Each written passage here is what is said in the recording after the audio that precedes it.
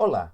Na videoaula de hoje, começaremos a abordar o terceiro modelo de ética normativa contemporâneo, a saber, a chamada ética de virtudes, que é uma ética não deôntica. Então, simplesmente para salientar, lembremos que fizemos três videoaulas sobre ética utilitarista, que é sim deôntica, embora não seja deontológica, quer dizer, ela se centra no dever, e três videoaulas sobre éticas propriamente deontológicas. Então, a ética de virtudes, ela é uma ética que a gente pode chamar também de não deôntica ou aretaica, né, baseada em virtudes. Bem, na verdade, já fizemos algumas antecipações, né, sobre esse movimento. Por exemplo, lá nas videoaulas sobre a ética antiga, juntamente com a exposição da ética nicomaqueia de Aristóteles, há uma videoaula sobre a reabilitação da ética aristotélica atual, né? Então já foi antecipado alguns pontos que hoje procuraremos cobrir de forma mais detalhada a partir do livro After Virtue, do MacIntyre, que é o principal proponente desse tipo de ética de virtudes, né? Mas também esse movimento já apareceu em outras tendências da filosofia contemporânea. Então lembremos aqui, por exemplo, que na fenomenologia, Max Scheler, né, propõe também a reabilitação das virtudes.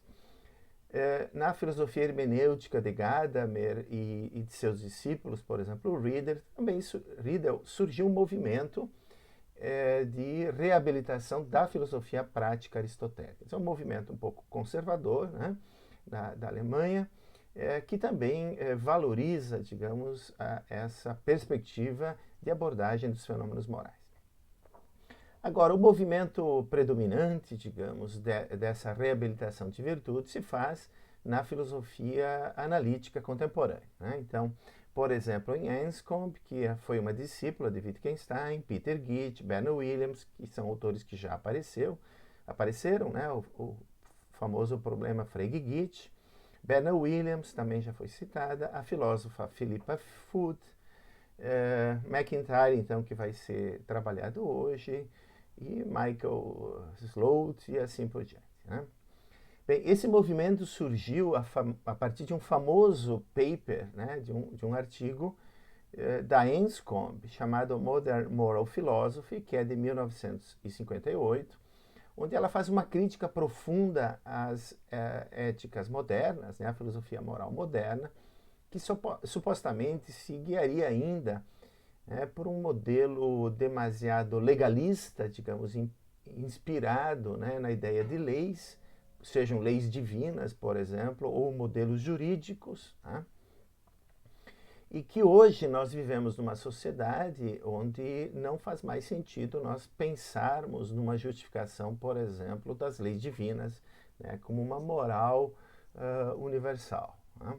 Então ela propõe que para restabelecer a racionalidade, a inteligibilidade da moralidade, nós devamos voltar a um tipo de trabalho feito, por exemplo, por Aristóteles na Ética Nicomaqueia, que dava atenção, por exemplo, às emoções, né, que partia de uma concepção de natureza humana e tudo mais. Bem, esse projeto ele foi realizado de uma forma um pouco mais completa por um filósofo escocês que vive nos Estados Unidos hoje, Alasdair MacIntyre, que publicou um livro que se tornou a referência a uma obra clássica, então, de reabilitação das virtudes, que se chama After Virtue, né? De 1981, ele faz um agradecimento e reconhece que a inspiração fundamental veio do artigo da Anscombe. Bem, para começar, eu gostaria simplesmente de mencionar uma espécie de pré-definição ou de definição provisória, né, de virtude, para que a gente tenha presente que não se trata, né, simplesmente de tomar, por exemplo, o conceito e a definição aristotélica de virtude, né, e transplantá-la para o mundo contemporâneo. Então, o que é a virtude para o MacIntyre? É uma qualidade humana adquirida cuja posse e exercício tende a fazer-nos capazes de alcançar aqueles bens que são internos às práticas e cuja carência nos impede efetivamente de atingir quaisquer desses bens. Então aparecem alguns conceitos, como por exemplo o conceito de prática, né, que é fundamental elucidar. No caso MacIntyre, há outros, né, de ordem narrativa, de tradição, de pensamento, né, que, enfim, procura formar um esquema conceitual onde se propõe uma reabilitação das virtudes para o mundo contemporâneo. Então vamos ver como é que isso é feito, né? Bem, em primeiro lugar, então, vamos lembrar, né, que a ética de virtudes é sim uma ética de orientação teleológica, tá? Então, que ela define aquilo que é correto em função de uma certa compreensão daquilo que é bom, tá? A vida bem vivida, uma vida virtuosa e tal.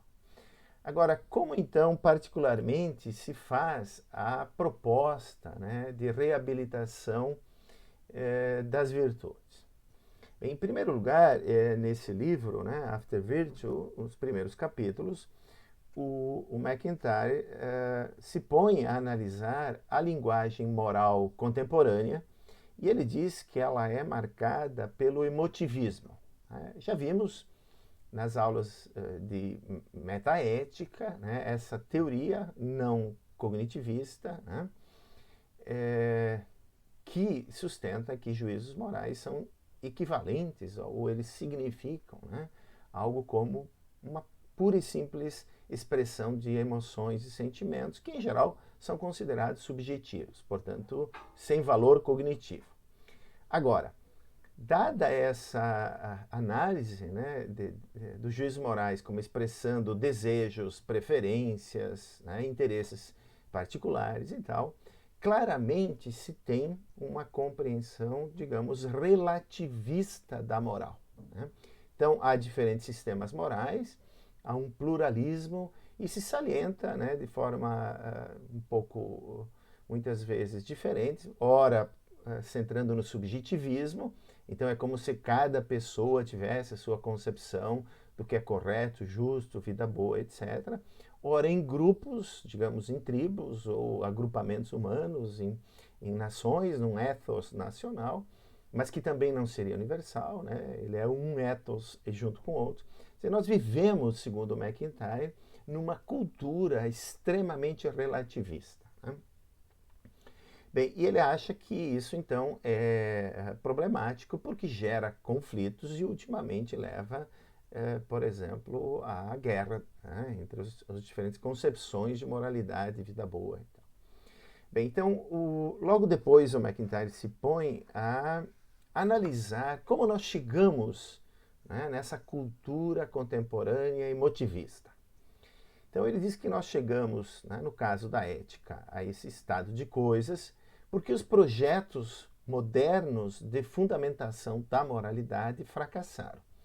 E não fracassaram assim por uma questão contingente, né? Segundo MacIntyre, eles tinham que necessariamente fracassar, né? Por quê? Porque, enfim, como veremos, né, se abandonou um certo esquema que era predominante, principalmente na filosofia ocidental desde o século X, XII, e que garantiria uma certa objetividade no tratamento dos problemas morais. Então, segundo MacIntyre, né, esse fracasso moderno a gente pode constatar estudando autores que tentaram fundamentar a moralidade de forma diferente. Então, por exemplo, né, só para mencionar 2 ou 3 casos. Lembremos que Hume, né, tenta justificar a moralidade num certo senso moral, né, na sympathy e em outros sentimentos e emoções morais, e que não reservava espaço nenhum para a racionalidade no estabelecimento daquilo que é correto, né? Então a vontade põe os fins das ações e a razão é uma escrava no sentido em que é meramente instrumental, calcula os meios para atingir esses fins. Bom, por outro lado, Kant procura fundamentar a moralidade, né, como vimos e como MacIntyre também salienta, na razão pura, num certo uso da razão pura, que é o uso prático, né? E esperava ali prescrever, por exemplo, máximas universais, né? E como vimos, e foi exatamente a partir de um exemplo de MacIntyre, né, o modo como Kant exige que nós possamos tratar as pessoas como como meios e não como meros meios, sempre como fins em si, é questionável porque, segundo MacIntyre, nós podemos universalizar uma máxima como persiga pessoas que têm falsas crenças religiosas. Né? Então também fracassa o projeto kantiano. O MacIntyre aponta para outros que nós não abordamos muito, por exemplo, Kierkegaard, que não fundamentava nem nas emoções nem na razão, né, a moralidade, a vida moral, mas ultimamente na vida religiosa, numa espécie de crença subjetiva, na fé, é uma espécie de salto no escuro, né, segundo o próprio Kierkegaard.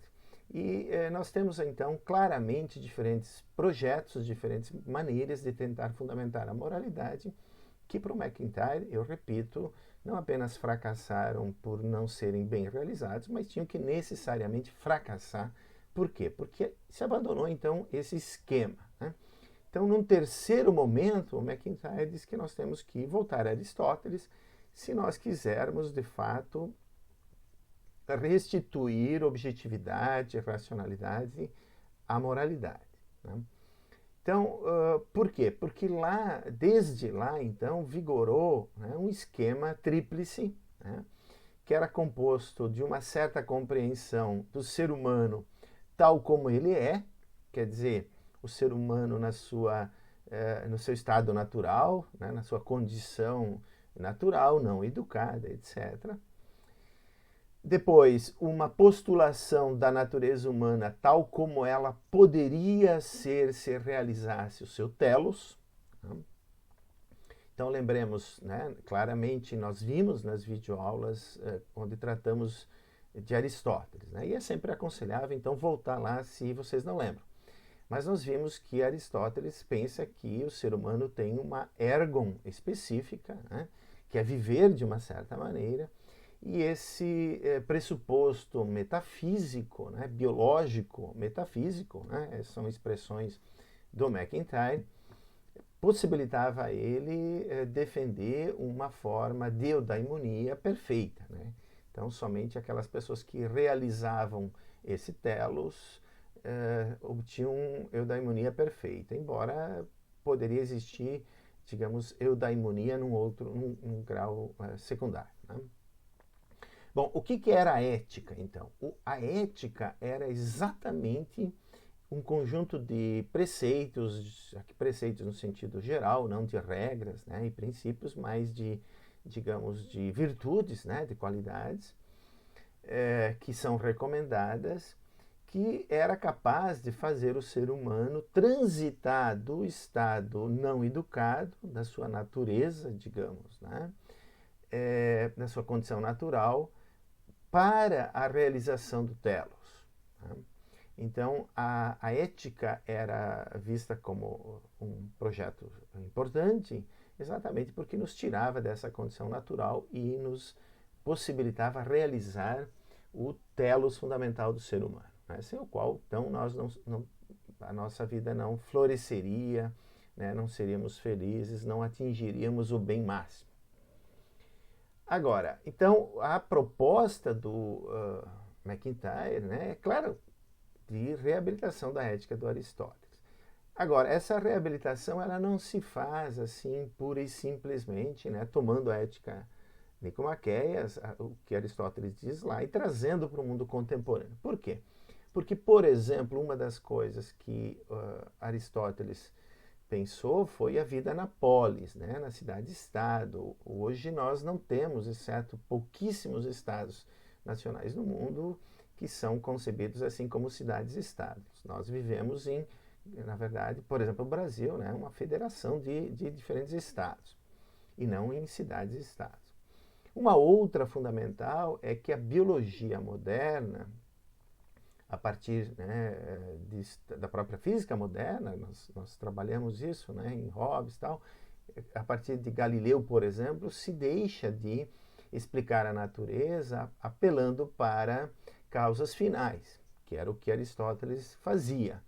Então, a biologia moderna, a partir da teoria da evolução, ela abandona também a noção de causas finais. E isso teve um impacto no pensamento ético, político, né? E os pensadores que mencionamos há pouco, eles tentavam fundamentar a moralidade, então não mais teleologicamente, né? Mas priorizando o correto em função do bem, né? Então vimos o imperativo categórico, etc. Eu acho que essa terminologia já é bastante conhecida, né, de vocês. Então, também não é possível simplesmente reabilitar uma teleologia à moda antiga, né? E é por isso que o MacIntyre faz uma transformação também, né, da ética aristotélica a partir de 3 conceitos básicos. Tá? Então, eu estou falando aqui da proposta do MacIntyre, After Virtue, né, onde ele diz que a transformação da ética aristotélica pode ser feita adaptando-a às exigências da modernidade. E, claro, dos nossos dias, né? E, bom, então ele começa com o conceito de prática. O que é prática para o MacIntyre? É um conjunto de atividades ordenados, né, que tem certas finalidades e que necessita de certas qualidades para que os bens internos a essas práticas sejam alcançados, né? Então, que conjunto de atividades formam uma prática, né? Desde coisas simples, como, por exemplo, sei lá, a prática do futebol, né? Agricultura, o comércio, né? A prática da filosofia, a gente poderia dizer também, né? Essas diferentes práticas, elas são constituídas seja por normas, seja por qualidades de caráter, né? Então, aqui está um lugar para as virtudes que servem para que a gente alcance aqueles bens que são constitutivos daquelas práticas, né? Então, sei lá, para citar um outro exemplo, né? A prática médica, né? Há um telos aí no sentido mais enfraquecido, poderíamos dizer, né? Que todo e qualquer profissional da saúde, se quer praticar medicina, deve buscar a cura, o bem do paciente, né, o incremento do seu bem-estar, etc. E se ele faz algo contrário a isso, ele não pratica medicina, né? Ele é um charlatão e tudo mais. Bem, então, quais as virtudes que são, quais as qualidades de caráter que são necessárias para um bom profissional da saúde, né? Digamos que ele tenha que ter paciência, ouvir os pacientes, né, etc. Nós podemos ir agora incrementando essas práticas, preenchendo elas com qualidades de caráter que para o MacIntyre são mais importantes do que propriamente um código deontológico, né, um conjuntinho de regras da classe, né, médica ou do futebol, do filósofo, da agricultura e tal. Essas regras, elas têm um princípio, elas têm um valor secundário, né? E é exatamente por isso que o MacIntyre acha que os projetos modernos de fundamentação da moralidade fracassam e fracassaram e vão continuar fracassando se nós dermos um lugar destacado para as normas. Quer dizer, se nós quisermos fundamentar a moralidade em princípios, como Kant fez no imperativo categórico, como Mill fez no princípio da utilidade. Então, para o MacIntyre é necessário inverter isso, pensarmos em práticas e nas suas qualidades, né, básicas, morais ou não morais, porque nem todas as virtudes também são morais, né?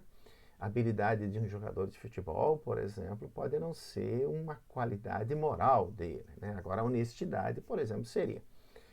Bem, então, a partir desse conceito de prática, o MacIntyre diz que é possível a gente perceber, né, que temos que compreender a vida moral de uma maneira teleológica, como?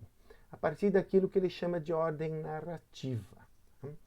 Então, aqui o MacIntyre insiste que a nossa identidade pessoal, ela é, desde os nossos primeiros anos de vida, constituída, né, por histórias, por narrativas, né? Nós pensamos, digamos, de forma narrativa, nós sonhamos de forma narrativa, nós entendemos a nossa participação em certas histórias, etc., né? Todos nós sabemos, todas as crianças, né, com 2, 3 anos, adoram histórias, né? E essas histórias, o MacIntyre salienta, elas têm, no fundo, uma espécie de lição moral, né? Então, também, se nós lembrarmos disso, né, muitas vezes quando se conta uma história, por exemplo, uma fábula, né, de Esopo, né, no final tinha uma historinha, uma moral da história, né? Então, só para exemplificar, né, o menino e o lobo, né? O menino grita, lupus, lupus, e aí toda a aldeia corre e tenta, né? Ele estava cuidando de ovelhas, todo mundo preocupado e tal, e aí o menino começa a dar risada, não tinha lobo nenhum. E aí todo mundo vai embora, depois ele grita novamente, lupus, lupus, né? A aldeia corre lá para ajudar a proteger as ovelhas, nada. Enfim, na terceira vez, quando um lobo de fato aparece, não adianta o menino gritar, né? Então tem uma moral da história que é retirada daí, que mostra como nós, ao contarmos e recontarmos essas histórias, criamos aí uma ordem teleológica de autocompreensão da nossa identidade, de quais qualidades morais devemos cultivar, né? E assim temos como restituir uma teleologia não metafisicamente pensada, né, segundo o MacIntyre, como era o caso em Aristóteles, quer dizer, uma ordem inerente à natureza, mas sim com um certo desenvolvimento das ações morais em direção a fins. Né? E é assim que se formam, e aí é o terceiro conceito importante, né, do MacIntyre, as tradições. As grandes tradições. Então, nesse livro, particularmente, o MacIntyre está preocupado com a tradição aristotélica, né, que tem aí os seus 2.200, 2.300 anos, que, segundo o MacIntyre, se legitimou em diferentes contextos culturais, não só da filosofia ocidental, mas, por exemplo, do Oriente Médio, né, no mundo islâmico, e em outras culturas também, né? Mas em outras obras, o MacIntyre cita, por exemplo, uma tradição mais tomista, né? Ele fala do liberalismo, que a partir da modernidade paulatinamente vai se transformando também numa tradição. Ele menciona as éticas asiáticas, né, como também podendo ser entendidas como tradições, e nós vamos tratar delas na próxima vídeo aula, né, e assim por diante. Então, o que o MacIntyre, no final das contas, reconhece, né, que essa formação de tradições, ela permite a gente pensar em várias tradições. Então, não é que ele supere completamente o relativismo, né, mas ele pretende, ao menos, superar um certo tipo de relativismo, digamos, né, do tudo vale, né, subjetivista, emotivista e tal, né. Então, o MacIntyre, num certo sentido, admite aí uma pluralidade de tradições e que não é possível reconciliá-las, né? Mas cada uma tem as suas qualidades, as suas virtudes e tal. Bom, é a partir disso, então, que o MacIntyre consegue redefinir virtudes, né? Então, está ali, né? As virtudes são aquelas disposições que não somente mantêm as práticas, e nos permitem alcançar os bens internos, as práticas, mas que nos sustentam também no tipo permanente de busca de bem, ajudando-nos a vencer os riscos, perigos, tentações, distrações que encontramos e fornecendo-nos crescente autoconhecimento e crescente conhecimento do bem, né? Então aí há uma clara, digamos, menção, né? Esse modo de compreender as virtudes é uma metaética cognitivista, né? O conhecimento do bem, o conhecimento de quais qualidades são necessárias e tudo mais, superando então o emotivismo, né? Agora, novamente, para uma proposta assim de ética de virtudes, né, para ir encerrando e pensando já um pouco criticamente, que de fato, no final das contas, precisa se admitir uma série de tradições de virtudes, né? Por exemplo, a aristotélica, que é defendida nesse livro, mas um outro livro, o MacIntyre, já teria mudado de posição. Então, um livro chamado Qual Justiça, Qual Racionalidade, né? Ele defende a tradição tomista. Bom, isso coloca também um grande problema para as éticas de virtudes contemporâneas, que é saber qual é o modelo da pessoa virtuosa, né? Porque lembrem, para uma ética de virtudes, por exemplo, aristotélica, né, a forma de definir a correção moral das ações é perguntar o que um agente virtuoso faria nas circunstâncias. Então, qual é o modelo virtuoso, né? De que tradição, como escolher, né? Bem, nós vamos tratar nas próximas 2 videoaulas desses problemas, em outras eventualmente. Aqui eu só gostaria de deixar, então, para não citar só o MacIntyre, citar também o Peter Gitt e a sua proposta, né, de uma listinha de virtudes que ele acha importantes que todas as pessoas cultivem, né? E são as chamadas virtudes cardeais que nós já estudamos quando tratamos, né, por exemplo, de Platão e de outros, né? Então, segundo Gitt, todos nós precisamos de prudência, sabedoria prática, né, também, como é entendida aí, a prudência é no sentido da sabedoria prática, para fazermos planejamentos em larga escala. Nós precisamos de justiça para assegurar a cooperação e a confiança mútua entre as pessoas, sem a qual as nossas vidas seriam horríveis, brutas e curtas, né? Nós precisamos de temperança para que não desistamos dos nossos objetivos a longo prazo, né? E assim por diante, que nós procuremos então satisfazer essas nossas ambições, nossos objetivos. E nós precisamos também de coragem para perseverar, né, em face a dificuldades, perigos e assim por diante. Então, prudência, justiça, temperança e coragem, por exemplo, né, dentro dessa proposta, seriam virtudes que todos nós deveríamos cultivar, ao menos elas seriam constitutivas aí de uma moralidade pública, ao menos, né, independentemente se certas tradições divergentes recomendarem outras virtudes.